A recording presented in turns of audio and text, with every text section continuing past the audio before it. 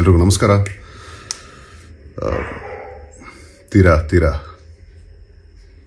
ಘೋರವಾದ, ಹೀನಾಯವಾದ ಒಂದು ಅಸಹ್ಯ ಹುಟ್ಟಿಸ್ತಕ್ಕಂಥ ಒಂದು ವಿಷಯ ನಡೆದಿದೆ ನಮ್ಮಲ್ಲಿ.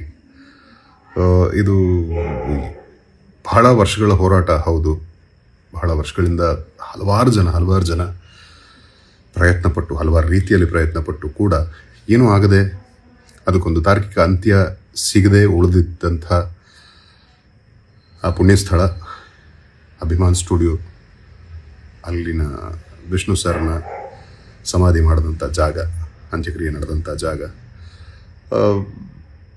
ಇಂದಲ್ಲ ನಾಳೆ ಅದಕ್ಕೊಂದು ಲಾಜಿಕಲ್ ಎಂಡ್ ಬರುತ್ತೆ. ಅಲ್ಲಿ ಒಂದು ವಿಷ್ಣು ಸರ್ನ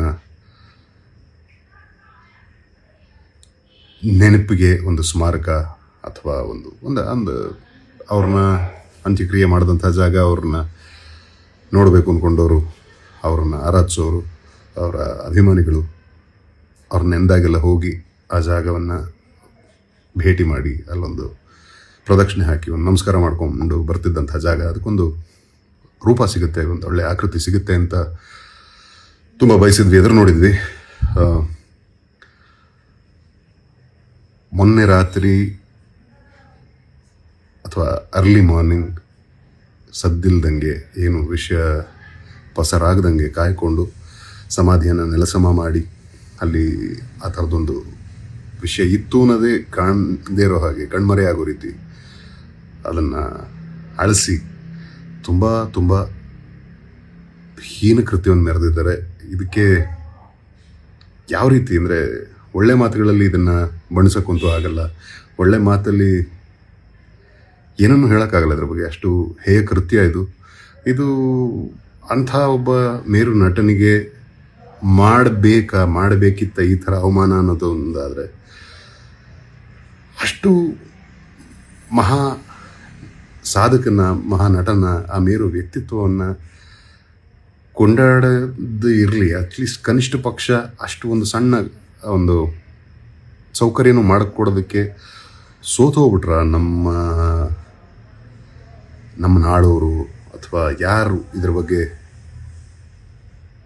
ಕಾಳಜಿ ವಹಿಸಿದ್ರೆ ಆ ಜಾಗನ ಉಳಿಸ್ಕೋಬೋದಿತ್ತು, ಅಂಥವರೆಲ್ಲ ಇಷ್ಟು ಸುಲಭವಾಗಿ ಕೈ ಬಿಟ್ಬಿಟ್ರ.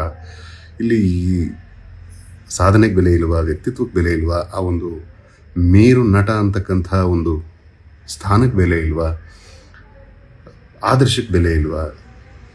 ಈ ಥರ ಹಲವಾರು ಪ್ರಶ್ನೆ ಬರುತ್ತೆ. ತುಂಬ ದುಃಖ ಆಗುತ್ತೆ. ಇದು ಈ ಥರ ಇಷ್ಟು ಕಳಪೆಯಾಗಿ ಯಾರು ಹೊಂಚಾಕಿ ಕೆಲಸ ಮಾಡಿದಾರಲ್ಲ, ಅವ್ರಿಗೆ ನನ್ನ ಛೀಮಾರಿ ಇರಲಿ.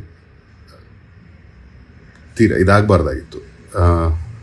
ನಾನು ಊರಲ್ಲಿರಲಿಲ್ಲ, ಬಂದೆ, ಸ್ವಲ್ಪ ಅನಾರೋಗ್ಯದ ಕಾರಣದಿಂದ ರೆಸ್ಟಲ್ಲಿದ್ದೆ.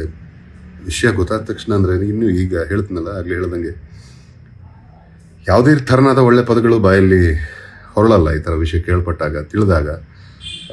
ತುಂಬ ಘೋರ, ತುಂಬ ಹೀನಾಯ, ಅಸಹ್ಯ. ಇನ್ನು ಏನು ಹೇಳಿದ್ರು ಇದು ಕಡಿಮೆನೆ. ಇದರ ಹಿಂದೆ ಯಾರೇ ಹೊಂಚಾಕಿ ಇದಕ್ಕೆ ಕಾರಣರಿದ್ದೀರಲ್ಲ, ದೇವರು ನಿಮ್ಗೆ ತುಂಬ ಚೆನ್ನಾಗಿಟ್ಟಿರಲಿ.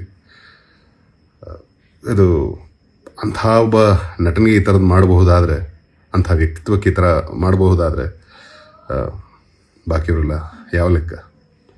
ಸೊ ದೇವರು ನಿಮ್ಮನ್ನ ತುಂಬ ಚೆನ್ನಾಗಿಟ್ಟಿರಲಿ. ಅಭಿಮಾನಿಗಳನ್ನ ನಾವು ಜಾಗ ಇಲ್ಲ ಅಂದರೂ ಅಭಿಮಾನಿಸೋದು ನಿಲ್ಲಿಸಲ್ಲ. ಬಟ್ ಇದಕ್ಕೆ ಒಂದು ಸೂಕ್ತವಾದ ಒಂದು ಪರಿಹಾರ ಕಾಣ್ಕೊಳ್ಳೇಬೇಕಿದೆ. ಕೊರಗ್ತಾ ಕೂರೋದ್ರಲ್ಲಿ ಅರ್ಥ ಇಲ್ಲ ನಿಜ, ಬಟ್ ಇದು ಕೊರಗಲ್ಲ. ಇದು ಎಂದಿಗೂ ಅಳಿಸಲಾಗದಿರೋಂಥ ಒಂದು ನೋವು, ಎಂದಿಗೂ ಅಳಿಸಲಾಗದಿರ್ತಕ್ಕಂಥ ಒಂದು ಕಪ್ಪು ಚುಕ್ಕೆ ನಮ್ಮ ಕರ್ನಾಟಕದ ಚರಿತ್ರೆಯಲ್ಲಿ ಉಳಿಯುತ್ತೆ. ಇದು ಕಪ್ಪು ಚುಕ್ಕೆಯಾಗಿ ಉಳಿಯುತ್ತೆ. ಇದಕ್ಕೆ ಕಾರಣರಾದವ್ರಿಗೆ ಧಿಕ್ಕಾರ.